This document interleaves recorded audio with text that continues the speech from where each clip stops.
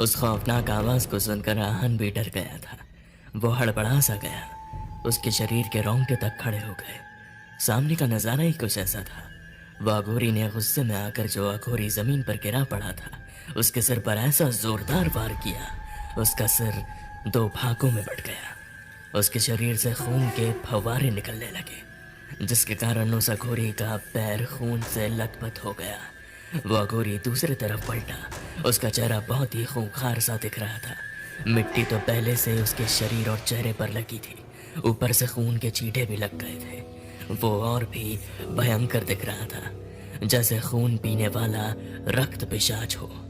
आहान उसे देखकर डर गया था। उसके पसीने छूटने लगे थे, डर से कांप रहा था वो। अगर मैं यहाँ से अभी भागा तो ये मुझे देख लेगा, और उस अघोरी की तरह अगर उसने मुझे भी मार दिया तो नहीं नहीं, मुझे यहीं छुपना होगा, नहीं तो मैं मर जाऊंगा। आन हकलाते हकलाते खुद से ही बातें कर रहा था। फिर आन एक फल के पेड़ पर चढ़ गया, खुद को पत्तों से छुपा लिया। अघोरी के वापस जाने का इंतजार करने लगा। उस अघोरी के इस रूप को देखकर बाकी सब अघोरी भी डर गए थे। सब भागने लगे। सिर्फ एक ही ऐसा अघोरी था जो वहां से भागा नहीं, बल्कि वहीं खड़ा होकर उस अघोरी के वार का इंतजार करने लगा। भागते अघोरी पर उस अघोरी की नजर पड़ी। फिर उसने एक अघोरी के पीठ पर वार किया। वो अघोरी चिल्ला उठा। कच्च की आवाज आई, रक्षा महादेव। फिर वो अघोरी वहीं पर मर गया। अब बस दो अघोरी ही बचे थे।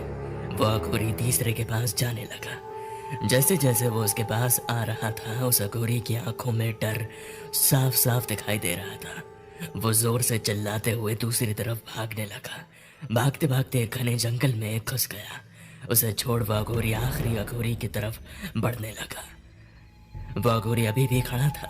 उसके चेहरे पर कोई भी भाव नहीं था। वो निडर सा अपनी जगह पर खड़ा था। उसे देखकर वो अघोरी और भी गुस्से में आ गया। उसने अपनी पूरी ताकत से हथियार उठाते हुए उस अघोरी पर वार किया।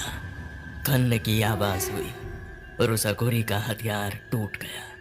वो दुष्ट अघोरी अपने टूटे हथियार को देखते ही रह गया। उसे समझ नहीं आया कि आखिर हुआ क्या था। वो दुष्ट अघोरी एक बार फिर गुस्से से उसकी तरफ देखने लगा। वो अघोरी अब भी चुपचाप सा वहीं खड़ा था।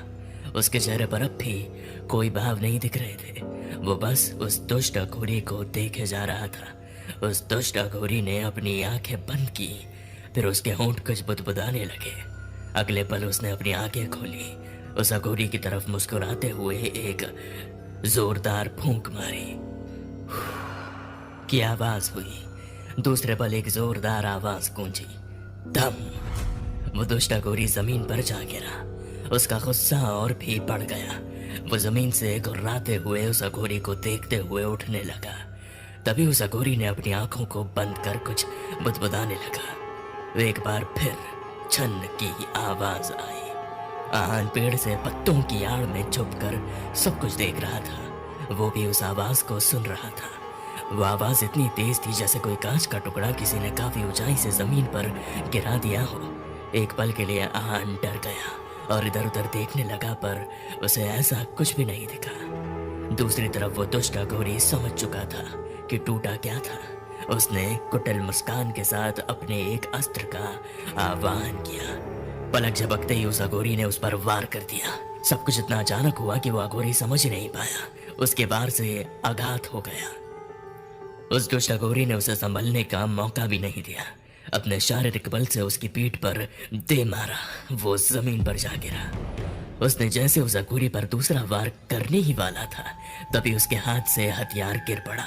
वो एक पेड़ से जा टकराया था। उस पेड़ के नीचे गड्ढे थे जिसमें उस दुष्ट अघोरी ने एक चेहरा देखा। फिर वो कुटिल मुस्कान के साथ उठा और वापस वहां से उस दूसरे अघोरी से लड़ने लगा। अब वो दोनों अपनी शक्ति का प्रयोग ना करके शारीरिक बल का प्रयोग करने लगे। वो दुष्ट अघोरी जानबूझकर उस अघोरी से मार खा रहा था, क्योंकि मार खाते हुए भी उसके चेहरे पर एक कुटिल मुस्कान थी। उसके इस मुस्कान की वजह वो अघोरी नहीं समझ पा रहा था। उसे गुस्सा था, क्योंकि उसने अपने सिद्धि प्राप्त किए अघोरियों की मौत का बदला लेना था। इसलिए उसने उसकी मुस्कान पर ज्यादा ध्यान नहीं दिया। मारते मारते उसे काफी जख्मी कर दिया। वो दुष्ट अघोरी अचानक जमीन पर गिर पड़ा। उसकी आंखें बंद थी, उसका शरीर कोई हरकत नहीं कर रहा था। उस अघोरी ने उसे हिला डुला कर देखा, पर उसने कोई प्रतिक्रिया नहीं की। तब वो समझ गया वो या तो बेहोश हो चुका है या फिर शायद मर चुका है। आन सब कुछ देख रहा था। कहीं ना कहीं उसे भी लगा अब वो सेफ है। उस अघोरी ने अपनी नजरें चारों तरफ घुमाई। शायद वो किसी को खोज रहा था, पर उसे वो वहां नहीं मिला। थोड़ी देर बाद वो अघोरी वहां से चला गया। उस अघोरी के जाने के बाद आहान ने चैन की सांस ली। आहान पेड़ से उतरने लगा, फिर वो अचानक से रुक गया।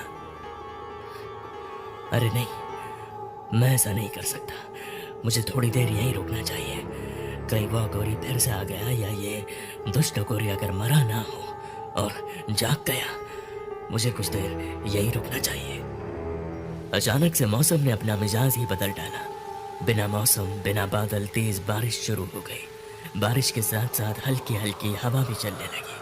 थोड़ी देर में वह हवा ने एक प्रचंड रूप धारण कर लिया। देखते ही देखते पत्तों ने उस दुष्ट अघोरी जो जमीन पर गिरा पड़ा था, उसको पूरी तरह ढक लिया। आहान भी बारिश के पानी में भीग चुका था। बारिश इतनी तेज थी कि उसे ठंड लगने लगी। वो थरथराने लगा।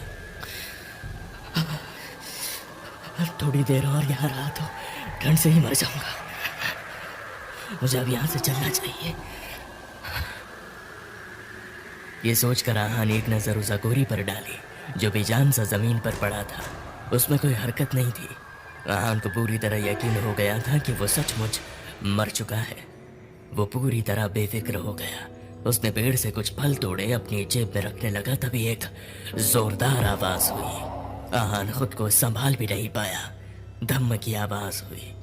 आहान दूसरे पल जमीन पर गिरा था। वो समझ नहीं पाया उसके साथ क्या हुआ। उसका सिर जमीन पर गिरने के कारण उसके मुंह पर पूरी गीली मिट्टी लग गई। उसकी आंखें भी बंद थी। उसकी आंखों के अंदर भी गीली मिट्टी चली गई थी।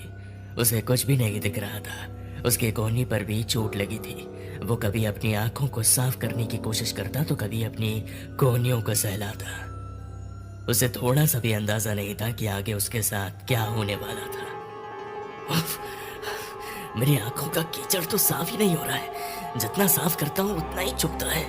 क्या करूं मैं? तभी आहान के दिमाग में एक आइडिया आया। उसने तुरंत ही अपना सिर आसमान की तरफ किया। बारिश अब भी काफी तेज हो रही थी। कुछ ही देर में आहान के चेहरे से गीली मिट्टी साफ हो गई। उसने अपने हाथों को साफ किया उसी बारिश के पानी से, फिर अपने हाथों में पानी जमा करने लगा। उसके बाद उसने अपनी आंखों को साफ किया। अब उसे सब कुछ दिख रहा था। वो अब इधर उधर देख ही रहा था। तभी आहान के मुंह से चीख निकली। उस दुष्ट अघोरी ने आहान के बालों को कसकर पकड़ रखा था। आहान दर्द से छटपटाने लगा। उसके दोनों हाथ अघोरी के हाथ को कसकर खींच रहे थे, पर उस दुष्ट अघोरी की पकड़ काफी मजबूत थी। आहान खुद के बालों को नहीं छुड़ा पा रहा था। उसने अपनी सारी ताकत लगा दी, पर नहीं छुड़ा पाया। तुझे क्या लगा मैं मर गया? ये बोलकर वो दुष्ट अघोरी पागलों की तरह हंसने लगा।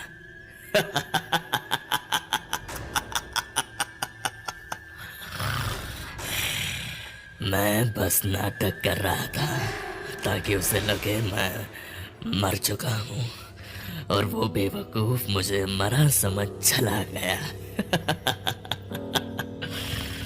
अब तुमको कौन बचाएगा?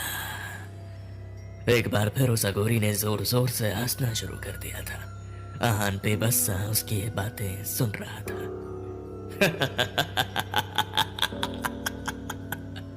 आहान के साथ आके क्या हुआ, ये जानने के लिए कहानी का अगला भाग जरूर देखें और हमारे चैनल को सब्सक्राइब करें, वीडियो को लाइक कर दीजिए।